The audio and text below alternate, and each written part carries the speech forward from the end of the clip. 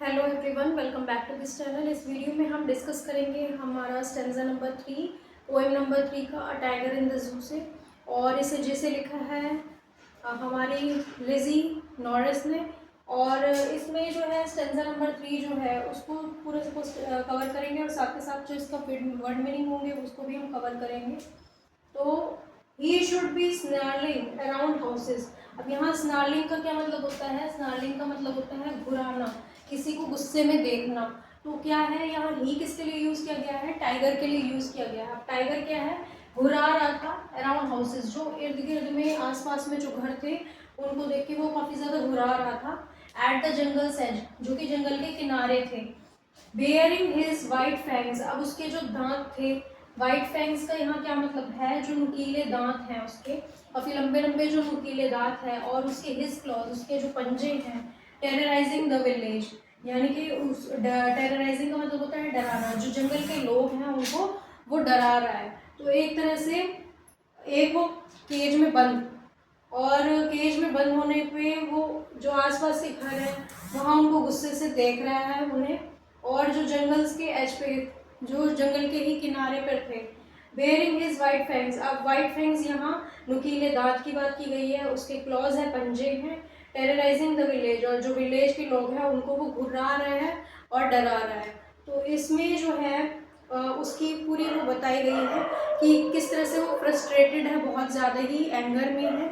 और इस तरह से वो उन्होंने पोइट ने इसमें उनकी एक एक जो बात होती है, उसका जो रिएक्शन होता है टाइगर का, उसको इसमें बताया है। अब आगे हम फोर्थ स्टेंजा की तरफ बढ़ते हैं। हमारा जो फोर्थ स्टेंजा है उसमें जो पोइट है वो क्या बताते हैं? But he is locked in a concrete cell. Locked का यहाँ मतलब होता है बंद होना। कहाँ बंद होना? कॉन्क्रीट सेल में। कॉन्क्रीट सेल का मतलब होता है पिंजरा। जो कालकोठरी बनाई हुई है, जो केज बनाया है, उसमें क्या है, वो पूरी तरह से जो टाइगर है वो बंद है। His strength behind bars. अब यहाँ जो बार्स है वो सलाखें हैं, मतलब उस तरह से रह रहा है जैसे कोई कैदी जो है सलाखें काटता है, उसी तरह से उसको वहाँ पीछे ऐसे सलाखों में रहना पड़ता है। Stalking the length of his cage. अब जो केज की, उस पिंजरे की जो लेंथ है वो क्या है, काफ़ी टाइम उसको देखता रहता है, काफ़ी ध्यान से देखता रहता है उसकी लंबाई को।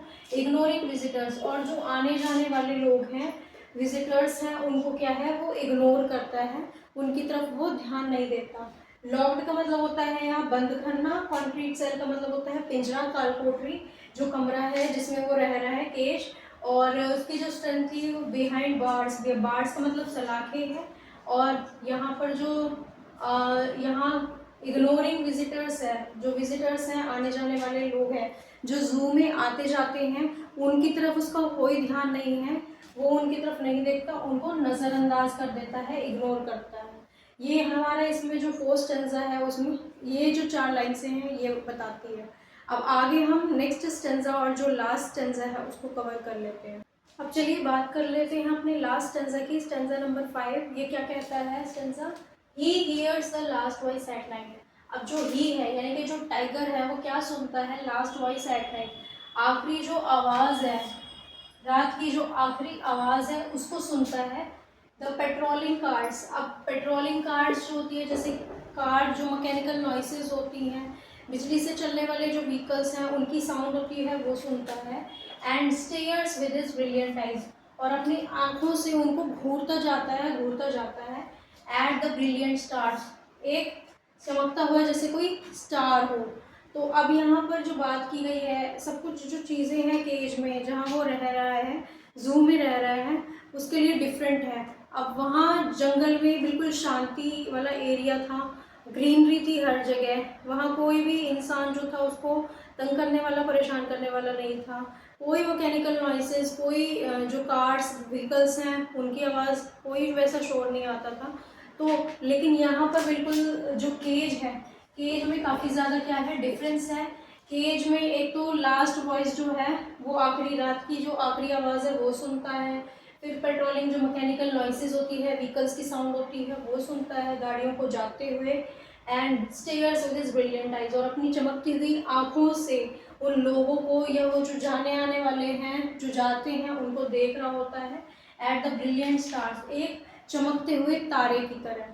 तो इस पूरी जो चैप्टर है, इस पूरे चैप्टर में a tiger in the zoo में यहाँ पर हमने केज से रिलेटेड जो बात की है, टाइगर कि किस तरह से केज में रहता है और किस तरह से अगर वो जंगल में हुए तो जंगल में किस तरह से रहता है। तो दोनों में ही एक तरह का कॉन्ट्रास्ट है। कॉन्ट्रास्ट क्यों है? क्योंकि जंगल में उस तरीके से वो नहीं रहेगा जिस तरह से वो केज में रहेगा। केज का जो वातावरण होगा वो उसके लिए काफ़ी ज़्यादा डिफरेंट है, और वहीं जो जंगल का एरिया होगा, जंगल का जो सराउंडिंग एनवायरनमेंट होगा वो डिफरेंट होगा, जिसमें वो हैप्पीली अपने तरीके से बिना किसी के फ्रस्ट्रेशन में रह सकता है। लेकिन अगर वो केज में है तो फ्रस्ट्रेटेड हो जाएगा बहुत ज़्यादा, और उसको उस तरीके से नहीं रहने दिया जाएगा जिस तरह से वो रहना चाहेगा। तो केज में और जो जगह है वो भी कालकोठरी पिंजरे की तरह है, जहाँ ज़्यादातर मोस्टली जो जानवर होते हैं ना उनको हवा पसंद होती है, और ये पानी पसंद होता है, और आसपास के जो जानवर होंगे जिसका वो खुद से शिकार कर सके वो पसंद होते हैं। लेकिन यहाँ केज में क्या है, उसको फ्लैश जो है वो भी कोई मैन देने आ रहा है, पानी भी कोई मैन देने आ रहा है। केज में बस वो पूरी जो छत है वो पूरी तरह से खुले जो एरिया है उसको वो महसूस नहीं कर पाता। तो एक तरह से अंदर ही अंदर जो है दब जाता है और फ्रस्ट्रेशन में आ जाता है। तो मैं आशा करती हूँ ये वीडियो जिसमें हमने थर्ड, फोर्थ और फिफ्थ स्टेंजा कवर किए हैं आपको क्लियर हुए होंगे। इसके बाद अगली वीडियो में हम समरी को डिस्कस करेंगे इस चैप्टर की। मिलती हूँ मैं उसी वीडियो में। Thank you for watching this video.